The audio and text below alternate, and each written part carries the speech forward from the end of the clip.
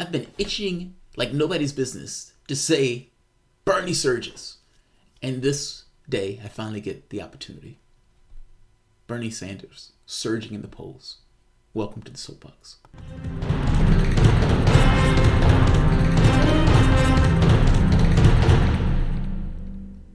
Yes, my name is Jamarl Thomas. This is indeed the Progressive Soapbox. And yes, I have been chomping at the bit to say Bernie Sanders surges in the polls. And indeed, that's what we've found. Quinnipiac has just come out with a poll yesterday. And for all of this talk about Biden's electability and everything else, or Biden's bump and Biden XYZ and this and that, I've argued that Biden is going to flame out. And I think we're seeing signs of that, even though it hasn't necessarily happened in whole cloth yet. I do suspect that once we start going to the debates, it'll start presenting itself. But what we're seeing, though, is a Sanders surge. And it is a surge. How many points does it take for a surge? 5? 8? I think 8 counts as a surge. Then my terminology is right. But there are a few things I want to look at the poll. So the first, this is Quinnipiac's poll. I put it at the bottom. In a head-to-head matchup between Trump and between Sanders, or for Trump and Biden, both landslide Donald Trump. According to this poll, if the election was held today, both landslide Trump. But the election is 17 months off, so take that with a grain of salt. Again, always take these polls with a grain of salt, especially when they're far out. When you start getting closer and closer to the event, they start to crystallize, and they tend to have a bit more accuracy associated with it.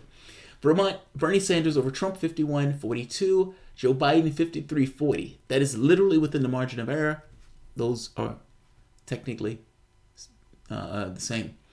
Kamala Harris, Senator Warren, Pete Buttigieg, and Cory Booker also come out a bit better than Trump. All right, so the other part of this that I want to show is this part. So this goes into the polling. All right, so right here. So Joe Biden comes into the race in April.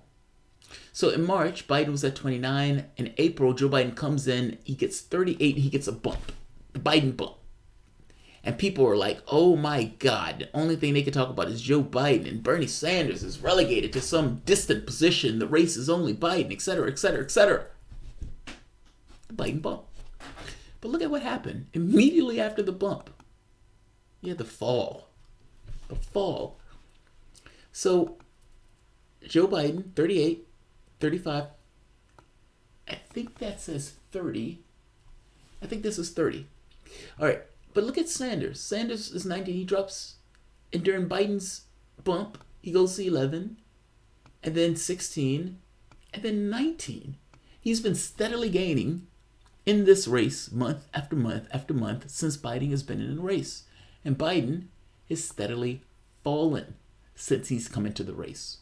The Biden bump. Biden couldn't last. He didn't have the stamina. He couldn't go the distance. Again, I could be wrong on this. This is a certain degree of prognostication. But up to this point, the polls are bearing what I'm saying out. It's the edges, but the edges nonetheless. Look at it for yourself. Joe Biden, in April, comes in at 38. Oh, the strong, dominating position. Nobody else is in the race.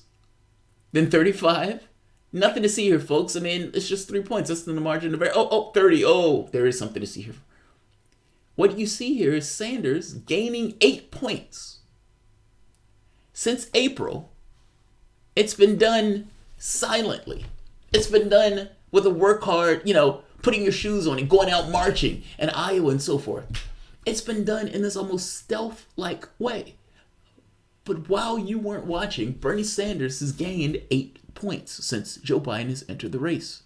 Joe Biden, on the other hand, has fallen. Fallen. 8 points. Nobody talks about this. They just talk about Joe Biden being so electable. And they talk about it as if Joe Biden is the only one in the race. Joe Biden is steadily losing points. He's steadily losing points. Now, the other person in this is Elizabeth Warren. Now, I have put my reputation on the line. I've said Elizabeth Warren is the most dangerous person, Bernie Sanders, in this race. I think she's a stalking horse. I think you have a corporate class that will be okay with her because she keeps the system the way it is, where Sanders may not. I mean, the guy calls himself a socialist, for God's sakes. No, he's not talking about nationalizing anything, but there's those doubts. He's the independent senator from Vermont, after all. He wasn't even considered a Democrat. It's not they haven't forgot that. Trust me, they haven't forgot that. So right here's the other part. So for Warren, Warren has gone from 4 in March to 12 in April to 13 to 15. Since Biden has gotten into the race, she's gained 3 points. She's also steadily gained. These months will put my hypothesis to the test. And we can always go back to these videos to be like, dude, you said this. It's prognostication. I'm just going by what I think. I think Sanders has the best chance because I honestly do believe that the Democratic Party is there. Like, the guys who are going out there and making these votes, I think they're there. I think they're there. It's a secondary question whether they believe the rest of the country is there. And I think, in some respects, the argument that is going to be made is going to be to try to convince them that, yes, the country is there. The country is there. Put me in the game, coach. Put me in the game. I'll leave it here. I didn't want this one to go too long. I just wanted to point this one out. I thought this one was interesting. I thought this one was to some degree funny. And I wanted to push back on this notion that Biden is the only one in the race. He's a falling stone. He's purely ballistic at this point. Purely ballistic. Falling stone. I used to play chess with a friend of mine. And when we used to play blitz. You win 3, you used to play a 5-minute blitz. If you lose 3 games, the person who wins those 3 games has to cede a minute.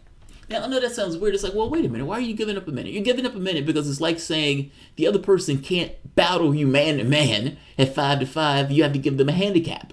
And so at that point, if you lose 3 more games, you go to 3-3. If you lose 3 more games, you go to 3-2, 3-1, 3-45. I've gotten people down to 3 minutes or 5 minutes to 30 seconds.